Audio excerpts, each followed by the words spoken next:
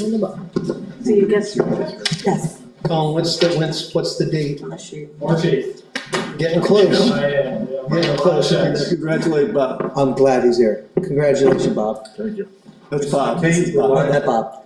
Good evening. How'd you get? It is Thursday, February 1st. This is a meeting of the Facilities Committee of the Council Rock School District Board of School Directors. And I'm meeting over to Mr. Rapp. Roll call. Really? All right. We'll do a roll call. Nicole Khan, School Board. Linda Stone, School Board. Jutta Piley, School Board. Andrea Mangold, Director of District Communications. Matt Frederickson, Director of Information Technology. Tony Rapp, Director of Business Administration. Andy Sanko, Superintendent. Joe Hidalgo, School Board. Ann Horner, School Board. Bob Hickey, School Board. Now I'll turn it over to Mr. Rapp. Thank you. Thank you. Thank you, Mr. Payton. So the Facilities Committee meeting for February 1st, 2024. I'll get together. The agenda tonight, we'd like to talk about the Holland, Newtown, and Wrightstown Elementary Schools playground equipment. The Richboro, a security access proposal for Richboro Elementary, a demand response agreement for our electricity in some of our buildings, and Richboro Elementary School corridor underlayment change order. And I would recognize when we get to that item, we have Colin Case from Dewey here to answer any questions that the board may have, since Ms. Binda is unable to be here tonight due to long-planned vacation day. So purchase of playground equipment overview. So we went out to bid. We had approved last year a agreement with Gilmore to design our playground equipment. Right now, that project has been designed and it is out to bid. It is out for RFP, so we're waiting to get bids. In the meantime, we would like to ask you to purchase the equipment now rather than wait until we have the contractors, because the purchase of the equipment is coming from a CoStarz vendor. It's not going to be purchased by the contractor. So if we purchase it now, by the time that we're ready to do the building, it'll be here, rather than if we waited until the contract and had the contractor purchase it. First of all, it's going to make it cost more, and second of all, it would delay the time. So any sort of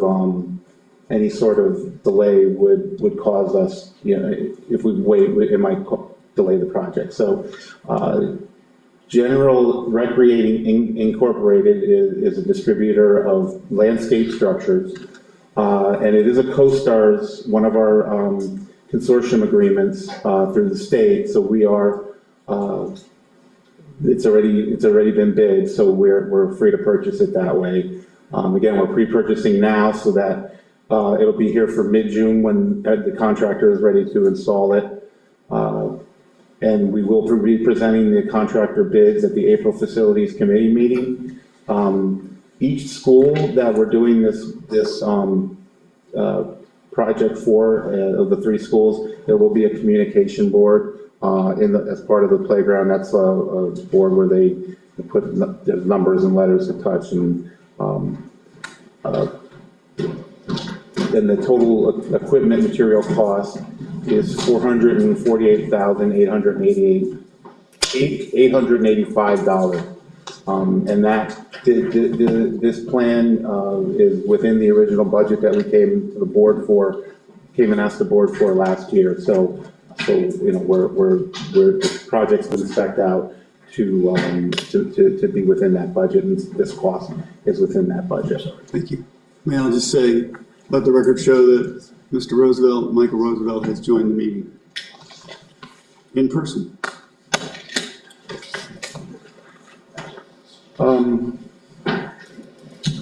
So just to go over the plans for the playgrounds, At Holland Elementary, we're working on 2 different playground areas. You can see a picture of each area.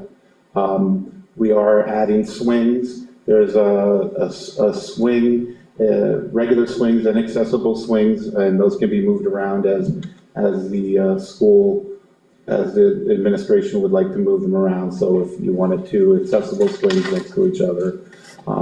And one thing I want to say before I go off too much is that each one of these playground designs is different, and the difference is due to meeting the needs of the school where they're being placed. So you'll see different equipment, but the reason that you see different equipment is because this was designed to meet the needs of the students in the schools where they're going to be placed. And Sorry, I was just gonna, thanks, Ed. I was gonna just say that was in design, working with the building principal and Yes. staff members and Yes. even students in some cases, Yes. correct? Yes. Thank you. Yeah, so the building principals had a lot of input into this, talking about what the student population was, what would be best for those students. So, you can see that there's on this side, there's the swings like I talked about, there's, boards for the kids to, make different designs. There's a playground, it's really hard to see as much here, but there's a slide, climbing structures. There's a structure here that, in the back where, several kids could sit in there and swing on it, and that is accessible to whoever wants to, to most people who want to use that. And then there's another climbing structure here. And then there's a smaller one for younger students with these actually, these seated things, they like move back and forth, and there's like a climbing structure and a slide for the younger students. And that's at Holland Elementary. The original budget presented for the equipment was $337,406. The estimate for the equipment is $342,000 for the whole project, and the purchase of the playground equipment is $131,880. So that's, pretty close to the original estimate of the project. The Newtown Elementary playground equipment, again, so this is one playground area. This is just actually 2 different views of it. You can see that board where they can, do designs, and then there's a climbing structure. This is something that several students can sit on, and it moves back and forth. And also the center is also a place where a student can sit, and there are accessible seats on this. Again, another climbing area. The swings are all set up with different accessible swings, and and you can see from 2 different angles. That's the board, and that's the board over here, and you can see that that's the swing set. So, and this is a playground outside of Newtown Elementary. The original budget that was presented was $480,658. The updated estimate now is $401,159. So there's actually some difference between what we're expecting to pay for it and what we originally budgeted, based on the needs of the students and what the principal was good. So, and the playground equipment that we're looking to purchase now is $172,335. Okay. The next one is Wrightstown Elementary playground equipment. This is again one play area. There's again another set of swings. Another area where there's different seats on the attraction, I don't know what you call it, and one in the middle for another student. There's a playground climbing structure with slides, and then there's also a netting, a safe netting structure for climbing. You can see that better over on this side, and the climbing and walking and individual equipment for students to use. This is we had this question before, this is the only school that requested benches, so that's why you see benches here, but you don't see it on the other school, so that's not something that, you know, there are benches at the other locations, but they asked for benches in this design. This original budget was $350,778. We're looking at $351,698. The playground equipment that we're looking to purchase now is $144,670. So that's the playground equipment. Any questions? Yoda? Just to understand, what is the difference between the updated estimate and the purchase of the equipment? Is that installation? I'm sorry, can you repeat that? What's the difference between 2 and 3? The difference between 2 and 3? Like the estimate versus so where will the rest of the money be used for? So the estimate is Yeah, 151. so the estimate, so we have to pay the installer. So The that, installer is so expensive? yes, yeah. I mean, this is good months worth of work that they'll have to put in. And why do we need to approve it before the contract is signed? So that we have the equipment, we want to buy it now so that it'll be here by June when the contracts are completed and they're ready to begin work. If we waited until we had the contract signed, it could put it off, you know, you don't know what you're going to get right now with purchasing and delays, so we want to make sure that we're ahead of the game and we're ready to go when the contractor is ready to begin work. But why is it so hard to get the contract signed now? Well, it's not hard, but we have a process to go through, so because of the amount of money, we have to go out to bid. And right now, there's an RFP out that we're waiting for, we're still accepting bids, and then we have the bid opening, and then we have to come to you to tell you what the bids were, for you to determine which bid we're gonna accept. But that's for the installation, not for the equipment, right? No, that's for the installation. The equipment is being purchased from a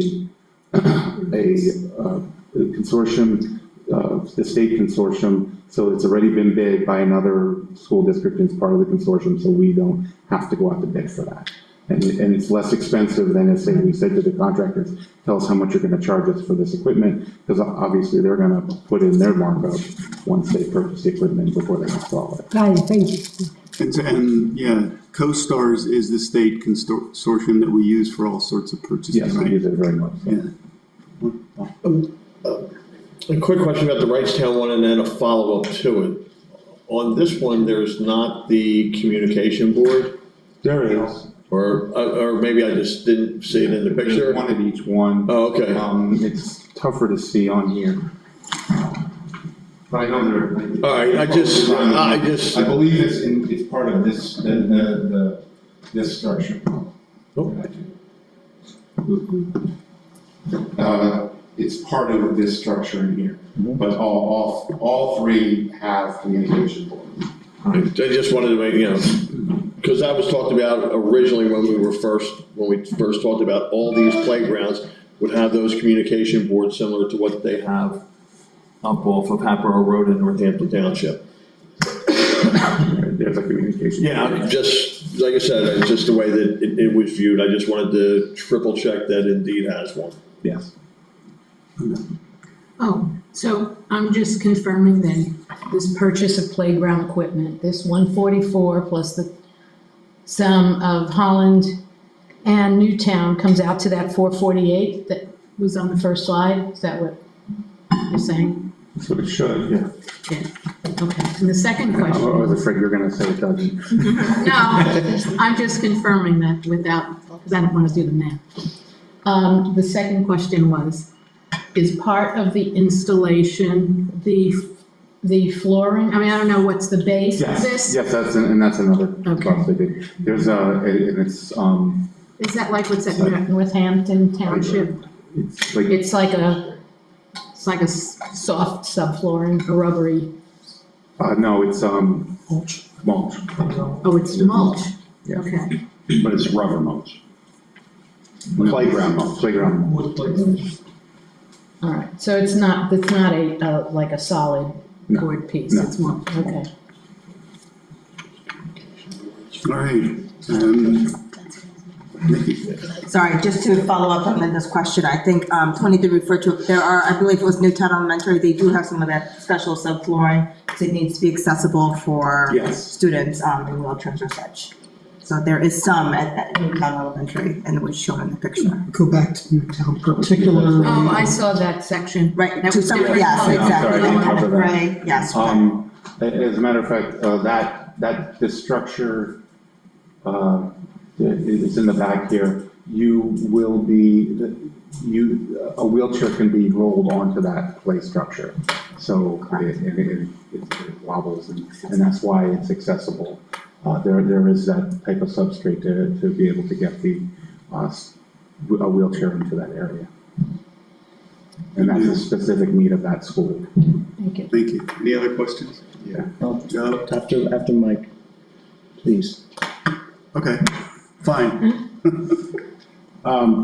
Yeah, this is something that I remember the two of us talking about last year, and this board has reviewed its evolution over time. It's nice to see that it's finally coming up. I think the last time we were talking about it was 6 months when we gave the approval to move ahead with this, so it's nice to see that it's actually coming there. I just kind of want to reiterate on a couple other points. With this being designed by the schools and the principals, did we get sign-offs from them agreeing that this is, you mentioned that it's designed for their needs, which is why some of the equipment is different. Did we get any sort of sign-offs from the principals of the school agreeing with the design, the installations, and what they're getting, or? I don't know the answer to that question, but I can find out. Okay, and the other one connected to, I also thought that the brown that we're seeing was that sort of rubberized surface that's kind of cushiony, similar to what we see at Northampton Park, what many people refer to as the blue park. To find out that it's playground mulch, I know that that's also included, but it is curious to see why some were given ADA or given the wheelchair accessible hard stuff and others weren't, and in some areas it's not. I'm wondering if there was a decision that the rubberized playground mulch is better than that spongy stuff and is still accessible for kids, or? That's another, I'll have to get an answer for that. Okay. I will say, it could just simply be a cost. We had a budget, we wanted to try to make this playground as accessible and as usable as possible. Right. And that could just be this is me supposing, but that could be just, it's less expensive to put that in than the rubber, so we only put it in where we need it according to the needs of the school. Yeah, and this is something I think that everybody can look at when we were comparing the original budget with the estimate and then the purchase of the playground equipment compared to the updated, estimate. It reflects, as you mentioned, largely on the labor to install it and the site prep, excavations that are needed, concrete anchors, that sort of a thing. But largely it's that labor, which has gone up, which is expensive. And in times like these with inflation, it's significant. So, yeah, I'm thankful that that's broken out. Oftentimes, it's not. If you go to renovate your bathroom, they'll probably give you one number. They probably won't break out the materials and the labor. So this is appreciative for the community's edification. Yeah, thank you. Joe? Thank you. So, where do I start? Let's see, so originally you're saying we weren't doing the early purchasing to save money, but more for just the timing of the projects, or both? We separated it out from the contractor so that we could purchase it at our price. Oh, I got you. Rather Okay. than No, that makes sense. their price, That which part. I know they're gonna mark it up. All right, and then, so I was just wondering if buying the project, buying the materials isn't gonna affect the bidding prices on the maintenance? we already have the estimate, so as long as it falls in line with Yeah, that. we're pretty much on the hook. But it's possible, but obviously, people are gonna still be competitive, so I'm not too worried about it. Then, I guess, we had the design done, but I'm not sure, could you resend the results of the design that we paid for to everybody? Because I see new graphics that I hadn't seen, I probably missed an email. But, then the other thing was, we're doing Holland, Newtown, Wrightstown. And just to go over the grand scheme for the new people and the public as they follow along, just to kind of reiterate, we might want to just also disseminate the time frame that was proposed. So we got Richboro, Sulphine-Stone, and Hillcrest are just built, so they don't have to be done. Then we have, I guess, 11 others to do. No, 10? 5 Total. 11 total. The 11, so I'm saying 14 all schools, right, so we have, that makes 9. So we're gonna do 3, 3, and 3, so just the others. So we do 3 this year, 3 next year, and 3 the following year. No, it's just elementary. 3 elementary schools, that's 9 elementary schools. Or is it just 3, 3, and 2? I gotta do my math. There are 10 elementary schools. You're seeing 3 in this proposal. The new builds have been included in the renovation price. Sulphine-Stone, Okay. Hillcrest, Richboro Elementary. So it's 3, 2, and 2. By the time we're done in the next 3 years, we'll have all 3 done. Didn't we discuss about compressing the schedule We at one did. point? We did. We had a lot of different, yeah. We reduced the schedule. Let me go back to those exacts. According to the notes I have, it's supposed to be done this summer and next summer, and that's it. So we're doing 4 next summer. It's a $2 million budget total for the whole So thing. it But was we 3 compressed years. it was 3, and then we compressed it into 2 So we're because doing- everybody didn't want to necessarily wait to get it done. Excellent, and we're doing 4 next year, so that's what I want to just make sure that everybody, including myself, is on the same page. I think that might be it. Thank you.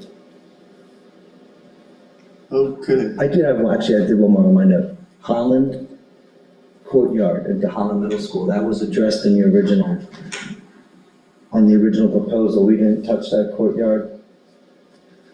The third area of Holland, we did the 2 playgrounds, but we didn't do, the courtyard has some equipment in there that I guess is not part of this final design. The kindergarten area. That was originally gonna be, in the original proposal was gonna just give $50,000. What's that? So I mean, that's more for Jess, if Jess was here, she could answer these questions, so, we could just move on, I wanted to just double check that. All right. We're done with the playgrounds then. Richboro Elementary School Access Security Proposal. This was reviewed at the January 25th, 2024 Safety and Security Subcommittee meeting. It's part of the current construction project.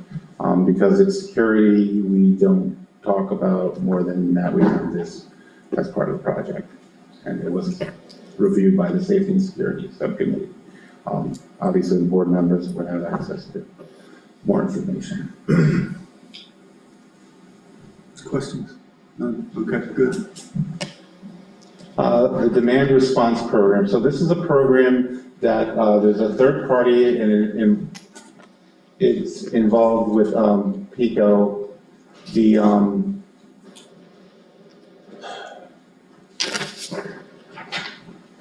So what it basically is during times of year when there's extreme weather and the load on the grid is threatened, the stability of the grid is threatened, they will pay us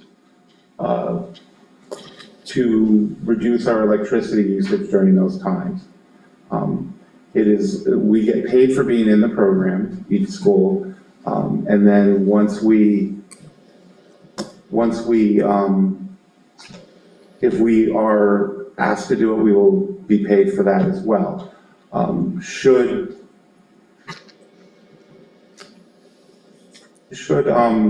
they ask us to reduce our electricity usage and we don't, there's a reason why we don't want to at that time, we are allowed to say no and there is no penalty for that. So it's win-win for us in that basically, unless they ask us to reduce our electricity, we have to do it voluntarily once a year at a time of our choosing to make sure that we can reduce the load sufficiently. But beyond that, if we are able to cooperate when they need us to cooperate, we do that. If not, we can say no, and there's no penalty again. So these are the schools that we have in the program. We added, we're adding in this Holland Middle and I believe Newtown Elementary. So we have 5, now we're gonna have 7 schools in the program.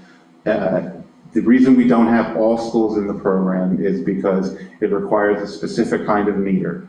And we're talking to PECO right now to make sure that, to find out what those meters are, what the cost would be to have those meters installed at the schools that are not, the other 8 schools that are not part of the program, that are not part of the program. So the other 8 buildings. So that's just, the name of the company is NLX, ENELX. There's a grid emergency. They ask us to reduce demand along with other groups in this, that are part of this. And that's the gist of that. Yes. Oh, sorry. Yeah, you said we're already enrolled, Yes. so have we voluntarily complied with any, have they made any requests, have we complied? We've complied when we've been asked to do it as a test. We've not been asked as far as. Let me jump in there. So there hasn't been a need yet. So with the new buildings, there hasn't been a need, but if you take a look at Council Rock South, for example, because that school's been enrolled in this program, they have contacted us. So typically it would be, they would contact Tom Crow, who would contact the building principal and essentially go to a brownout in the building, if you will, for a short period of time. We've had that experience at South for sure where we've done it. And as Tony said, we have a slight revenue stream coming in being in the program. And if we agree to do it and go to that reduced electrical consumption, we get some more money for that. So we have done it. And just by way of speaking with Al Funk, who was the principal there at South for 15 years, he said it did not create any kind of significant or interruption, that it was really benign. So per incident, how much money are you talking about making? It's on the next screen. There you go. So There you go. in the previous 3 years, we've secured 61,132. You can see the payments that we've received in each year for summer and winter. Over the last 3 years, that's what we've gotten for the 5 schools. So we're adding 2. Depending on the cost of replacing meters, we would add more. Obviously it's gonna fluctuate depending on, needs and weather and that, so. It really only comes out to a couple $1,000s, but it's passive once you have the meter. Yeah. Nice. 2 questions. You were talking about the meter, the reason we can't do it at all the schools is because we don't have the meters at the schools. Yes. I'm assuming that these meters are better than the meters that are in this program are better than the ones that we have? Or the ones that aren't in the program? Yes. Is there any way to negotiate a deal with PECO to get these meters with the promise that we can add more schools on if they're willing to do that? So the cost to us of getting new meters would be lessened. And then I have one other question, Anthony. We can look into that, but the other thing that I would say about that is it's not this program is not with PECO. It benefits PECO, but it's a third-party company that we have the program with.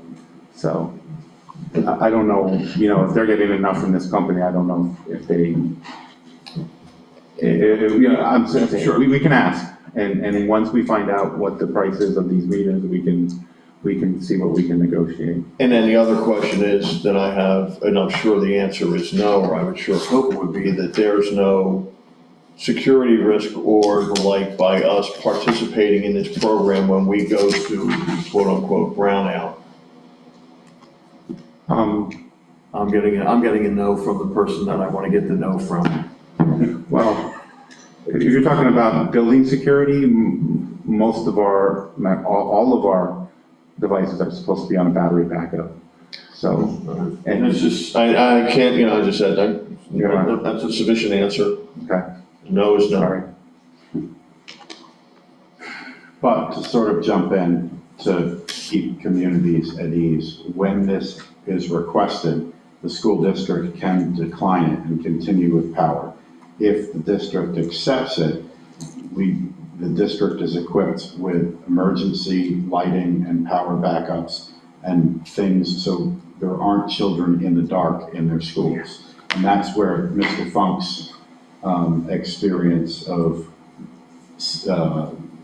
minor to no interruptions comes in. And I'll just, you're absolutely right, and I would also add to that, he spoke about when there's a large pool of energy on the grid, when it's really hot in the summertime, our kids aren't in school. Right. So, I'll add that because he did speak to that. That was sort of gonna be the next thing is what we're talking about when they say extreme weather. It's likely air conditioning loads, which is Right. most predominantly in the summer when there aren't children there. But it does come in. We have had some very hot days. We've even had, I think, potential considerations of school closures and delayed starts or early dismissals because of temperatures in some schools that, right? Correct. So that's the concern. We in those situations, the district may say, no, we need that air conditioning because it's a really hot day. So just for some historical context, you indicate this has been going on.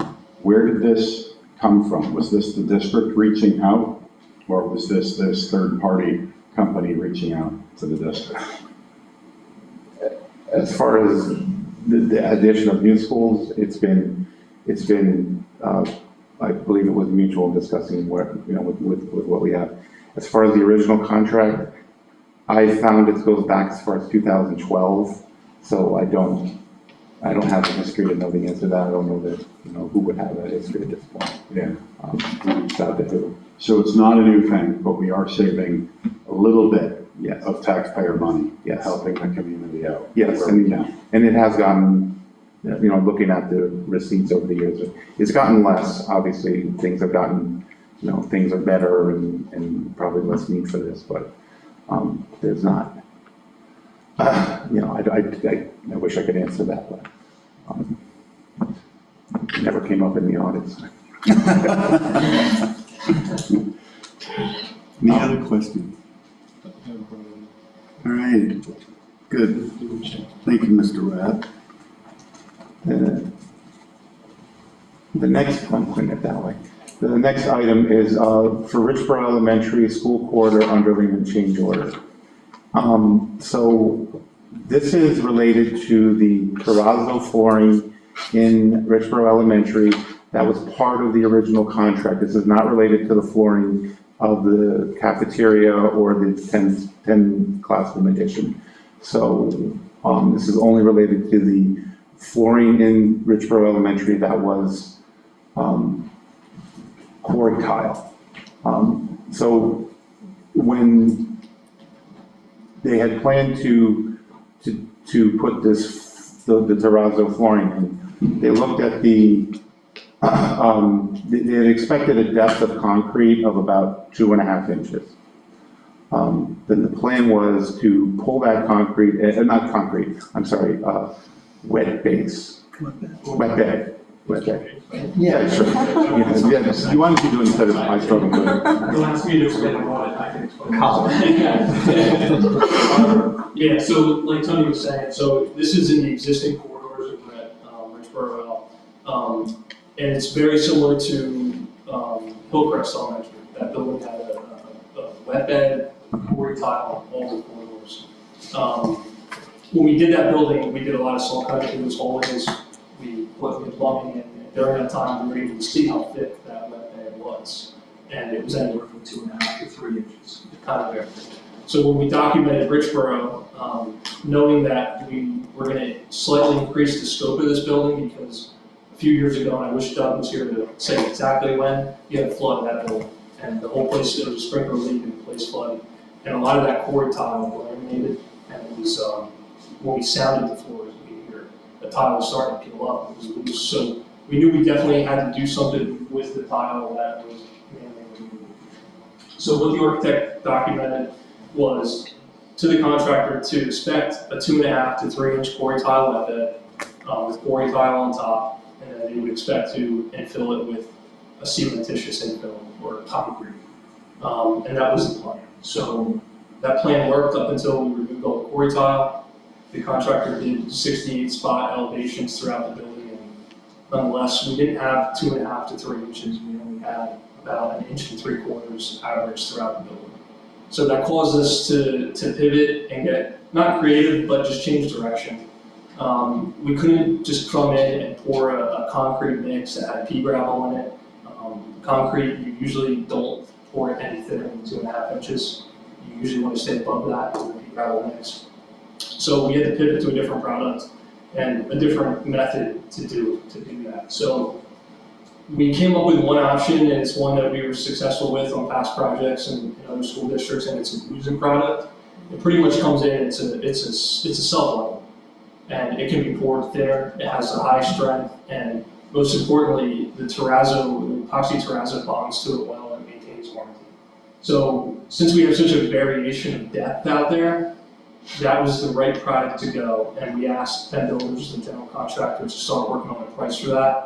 It took some time. He went to 3 different subcontractors. The first price was like $400,000. So we sent it to a couple others, and the number became much lower. And yeah, Tony, just leave this up for a second. Which one? I want to make sure. No, in fact, the pictures. I want to make sure we can answer any questions to that, but they did give us a number. The total for the oozing product, that's the self-leveler, is $260,000, and that includes the credit for the concrete scope that we own. So this is just a flat ad. And then as of recently, we did a pre-installation with Roman Mosaic, who's the epoxy terrazzo installer this week.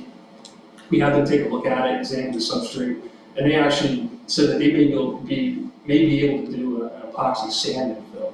So we shared with them what we were going to do here, and they said, hey, let us take a look at it, maybe we can get you a better price, and that way there's not 2 entities working on the same floor. So you have a guy doing the oozing and then a guy doing the terrazzo. You just simply have a guy coming in doing the terrazzo with one warranty for one person, and that would be my preferred method. But I'm just waiting to see the cost because that's an evaluation too. So the key in this and why we wanted to make sure we brought it to you tonight is just schedule. This is a big part of the building. It's all the existing corridors, like Tony said. The cafeteria, which we added terrazzo to as a change order, that's unaffected. There was no quarry tile in there before, and the finished floor height is the finished floor height. And obviously, any new additions, that's all, no problems there. But we wanted to make sure we got this to you because the oozing, if we do that method, to get the number as low as we got it, we worked with them on one mobilization and burn them out, do one half of the building first, let the other contractors keep working on the other half. Once they're done pouring that, it's about a 2-week process, bring them to the other side, do the other half. To keep that number as low as possible and let that work as efficient as they can. That does push out the terrazzo now, because we were only expected to come in and just do concrete, terrazzo on top. This takes a little bit longer to mix it on site. The concrete would have came in with a pump truck, pumped it in, and poured it. It would be very simple. This is more time intensive. It gets mixed on site, has a cure time, and then the terrazzo will go on top. And I don't know if you've ever seen the terrazzo process get done. You can't imagine how messy and dirty it is, and when they shine it up, it looks beautiful. And they're the most hated contractor on site because they take up all the corridors, they take up space, they make dirt and dust, and everybody hates them.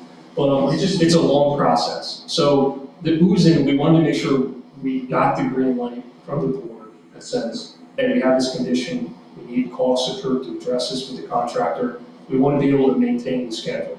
Now, if the second option comes back, which I hope it comes back either on or under the number, we could then come back and either come back with a credit change order, we could credit back the allowance of the job.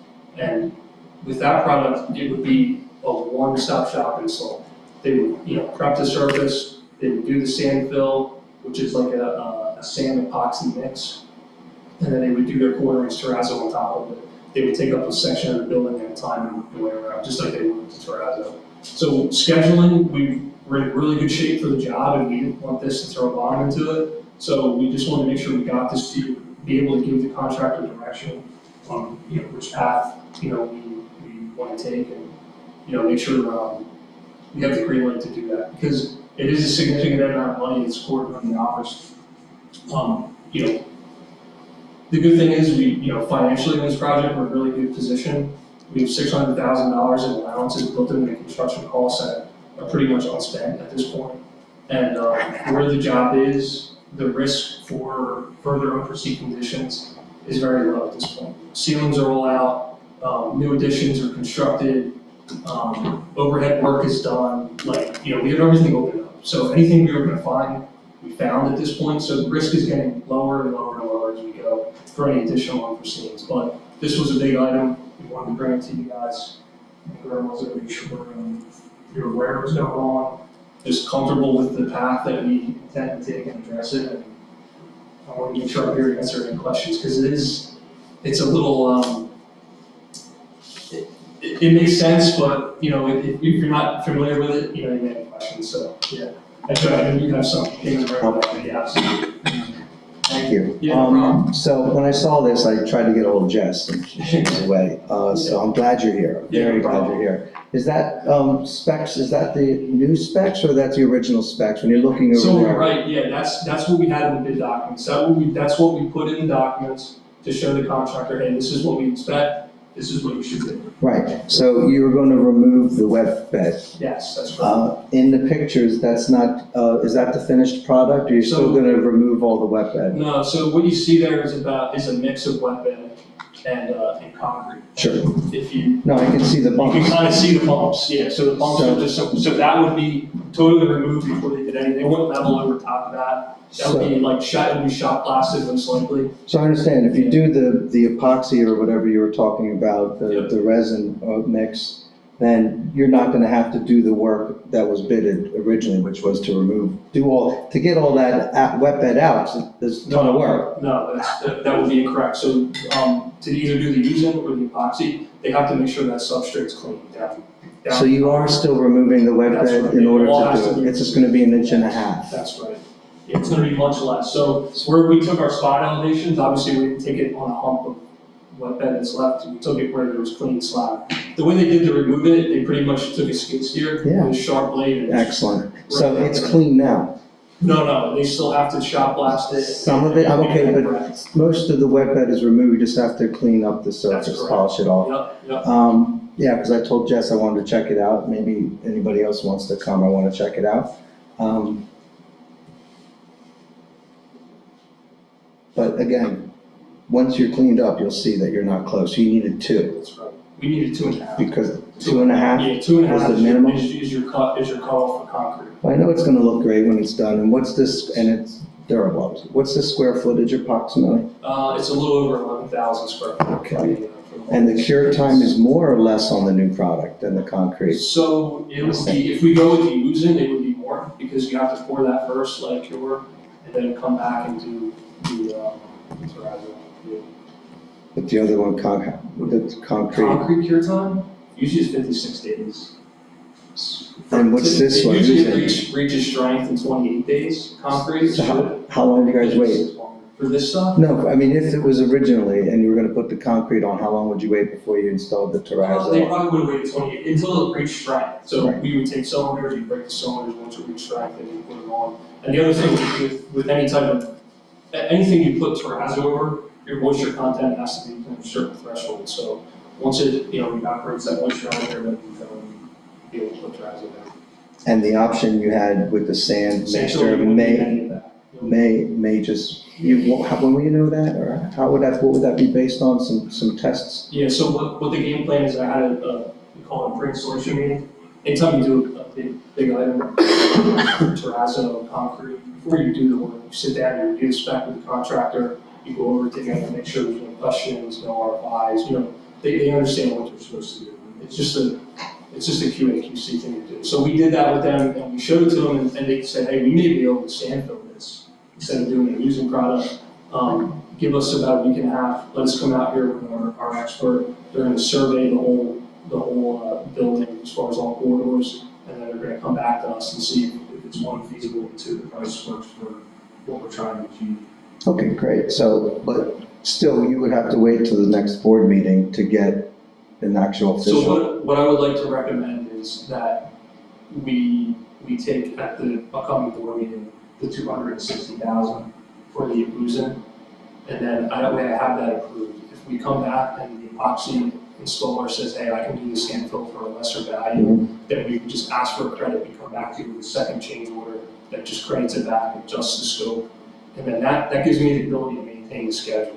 We'd like to get that change order in my hand, so whether I'm doing the Uzen or I'm doing the epoxy sand fill, I can tell them in a timely manner to do it and not lose any time. Because it is critical back, it's in the way of everybody. I mean, that's where everybody walks, so thanks, as I said, it'll be done by I'm sure the next meeting we'll have it, I just wanna make sure I get a chance to take a Yeah, look. so I'd like to, if the board would allow, we'd like to at least get those costs in blessed.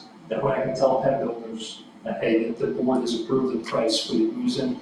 We want to continue to further get costs from the epoxy installer for the sand fill. If those costs are less, I can come back to you guys with some good news and say, hey, this is good. To me, there's less risk getting the Uzen out because it's only one guy doing it. So, he's going to totally bless the substrate, make sure it's good, the product will go down. Where the risk with the Uzen is, the Uzen has its own warranty.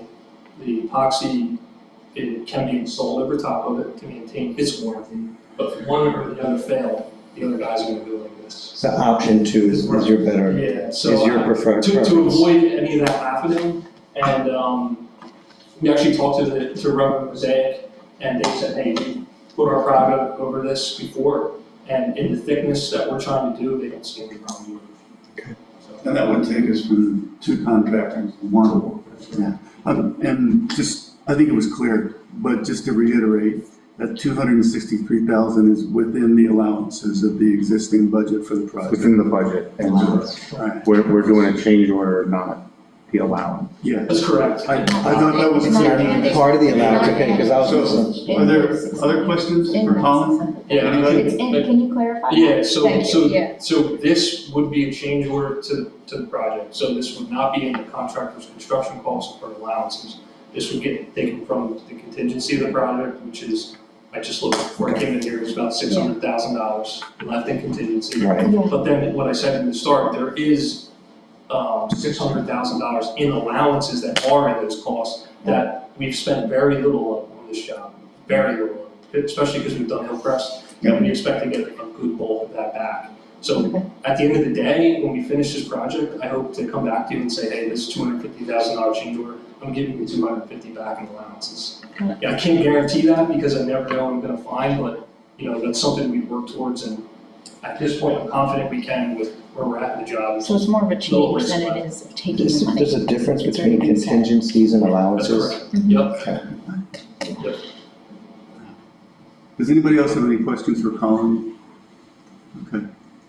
Thanks, that was great. Yeah, good? Appreciate it. Yeah. And Yeah. That's- maybe when we're done with Rexboro, we can see if anybody has any questions about Health Centers. That's fine, yeah, absolutely, I'm here. You got Right. it. I'd love to tell you these projects are all going well. This project's going really well. I will say half the battle is keeping everybody equally unhappy. So I'm successfully doing that, and you just have contractors that are familiar with the district, and that's kudos to the district, they love working for you. And they're doing a great job out there, and I will say, the benefit of doing Hillcrest and then this one being the same building and getting 3 of the same 4 primes, they're working much more efficient, and they kind of saw all the areas where they lost time at Hillcrest, and it's going a lot more efficient and better here. Not that Hillcrest was bad or anything, but it was down the wire for sure. Yeah, so things are going real well. I'll give you an update on more, I'll be more than happy to stick around. Thanks. Tony? Okay, so that, Colin covered most of this, he covered all of this, so. Upcoming agenda items, as you can see, the word bid is in every one of them. So we're preparing, our maintenance bids for all of our buildings for the upcoming year, ready to send them out to RFP so that we can get bids in and get for wood floor, sprinkler, boiler maintenance, elevator maintenance, fire extinguisher maintenance, fire alarm maintenance, and desert air preventative maintenance. So that's our upcoming agenda items for the next few months. There's also lots of bids going out, it's that time of year. So we ask you to approve a lot of bids, RFPs. And any questions on that? Maybe the next meeting. Would you go back, Tony, to slide, I think it's 2, it shows our agenda, please. I just want to ask everybody if you're okay with all 4 of the agenda items being on consent agenda. There they are. The playground equipment purchase, again, that's just the equipment, that's not the total project, it's not the install. The security proposal for Richboro, the demand response agreement, and Richboro Elementary change order. Are all those okay for consent agenda? I'll just ask you to, until I get to see the school, I'm just gonna hold off on that so I can tell you later, but I'm not just gonna make a decision without seeing it. That's me. Richboro. Yeah. That's me. Okay. But I'm pretty sure, obviously, it's gonna be a great project, but I just gotta do my thing. That's cool. We'll probably just put it on a consent agenda, and if It's you want fine. it pulled, Absolutely. you can say pull it and. That's fine, that's not gonna happen. Yeah. Cool, great. All right, so we've covered the agenda. Yes. Does anybody have any questions for Colin about Salt Limestone by chance? While he's here, you get a chance. Can we get an update? Yeah, absolutely, we're more than happy to. So, Soul Feinstone, it's been a while since I talked to you about it. It was a job we were all kind of worried about, it was a difficult project phase we did, so generally it's going really well. So our initial completion for all phases was October 24th. We're able to improve that date. I know you guys, I haven't been in front of you, but we've signed some change orders to move that date ahead of schedule and shift some phases around. And generally, we're on schedule. We're hoping to turn the library and a couple rooms in that little wing over in the next 1 to 2 months. And then really what's left is there's about 10 classrooms in the gym that we finish between now and the end of the summer. So really, we're going well. It's kind of on the downhill. A lot of all the new utilities are in. A lot of HVAC components are all in and new now. So it's becoming easier to finish phases. Everything's there. It just needs to be tied in, valves turned on, and things start working. So it's going really well. There is some new stuff coming up in June.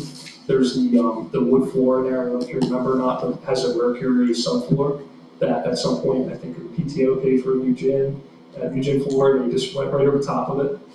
So that Mercury obviously has to be removed by an environmental specialist. So we have a 5th prime on that job, a abatement contractor. They're going to come in June. They're going to work 2nd and 3rd shift when nobody's in the building. They're going to remove the wood with the Mercury, and then we come in and put a new wood floor in, all new gym equipment, paint, everything in there to make it shiny and new. All the other phases are done. The punch lists are getting smaller and smaller. Every time there's a day off, we're sending guys around to clean up some things, and just generally it's going really well. Anytime you do a phase reno, there's always risk of having to send kids home early one day, power goes out, something happens, and I think Dr. Sanko, I think there was maybe one day where you and I were on the phone thinking, I don't know if it's going to come back on, and we got lucky, I think the kids might have left an hour early one day, and, you know, I'm proud of that. I know John Holland's been incredible to work with out there. He's into the project and, you know, always accommodating and flexible. And I can't thank him enough for how flexible he is out there, and same with the kids and all the staff. It's been really great. There's been very little complaints and, you know, dust and dirt everywhere and sounds and noises, and we just continue to do our best, and we gotta get our work done, and I think they understand that. So it's going well. And same for Matt's team. His IT team is great to work with. We have like a system now. I've done so many buildings, I call up the right people and they come out and they help me out.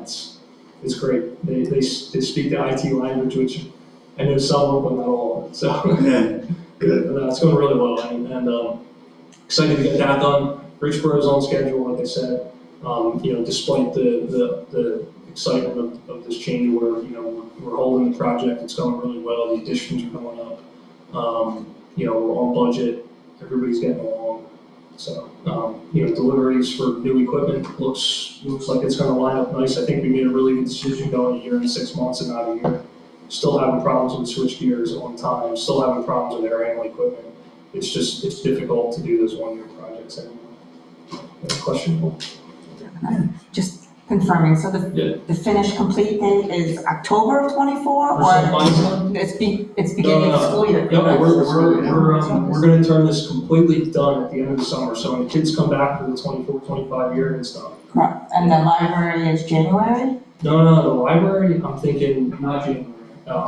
So the library, we're getting really close right now. Okay. So we're turning that air handler on next week, and then, once that runs for a little while and the space is permanently conditioned, we can install wood ceiling. And the biggest challenge with the library, we have to make some modifications to get the lights to work there. And we're waiting on those lighting deliveries to come in, and then we're also waiting on the library shelving. So we might be able to turn the library over, but the shelving may be coming a little later. But, you know, we hope to just get something in there, get the kids in the library again, at least for a few months. Right, thank you, I was just confirming. Yeah, sure. Yeah, we found a lot that last week. The 10 classrooms that are under renovation, Yes. is this where sixth grade is going to be?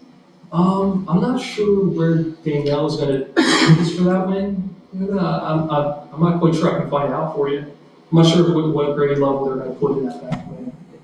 You know, Dr. Stein? And we haven't made a decision on that yet. Well, we need to, as Colin said, we need to consult with Danielle on that. So we don't know where every classroom will be situated at this point. Okay, because I thought some areas, the classrooms are set, right, in the new building? No, they're all set, but typically in the elementary school, you try to keep the grade levels in close proximity to each other, all first grade around first grade, second, third, and so on. I just don't know how she's gonna wanna design the building when it's completed. Okay. Thank you. That's a quick question, because I'm not familiar with mercury abatement. Does that have any impact on the ventilation system? Is that? No, so what's gonna happen is, they bring in, they're called negative air machines. They're a glorified exhaust fan, duct that gets ducted outside. So they'll set those up before they start. They'll seal off that whole area with tape, and put, you know, caution signs up so nobody can walk in there, it'll be locked up. And then just, it could be done during the day, with kids in the building, totally safe, but, you know, as peace of mind, we like to just do it in the after hours. There's no reason to do a lot of kids are there, we should just adjust it to second, third shift and get it done. There was other abatement on that project, and we always tried to get it over the summer. With this one, it was very difficult to do the gym abatement over the summer and still turn the gym around for the next school year time-wise. So we had to get in there, and we're gonna start the abatement June 1st. So it'll only really be happening for about a week or 2 weeks, depending on the snow days and stuff, when the kids and staff are there. But it'll be second shift, totally out of there. There'll be no, you know, dangerous dust flying anywhere when kids are around. Other questions? So, And hold on, let me go back to that. Yeah. And there will also be air quality testing going on throughout that whole process. We have an environmental consultant that's on the job. They'll be set up there every night with them, and they'll make sure there's no contaminants getting out of the gym and into other spaces. And that's safety for not only the contractors, but staff and students too. Do we change HIPAA filters and so on after these kinds of? Well, luckily in that area, we're getting a totally new HVAC system, so we won't install a new system or have it running while the abatement happens. So, Dr. Sanko, am I right, and Tony, am I right, we're gonna be 100% air conditioned when Richboro Elementary's done? Correct. Thank goodness. And I've talked to John Harlan a couple of times, and he's really happy with Colin and the contractors and everybody. I think it's gone pretty seamlessly, so. Other questions or comments? Move to adjourn. Thank you. Thank you. Thank you. Oh, look at that.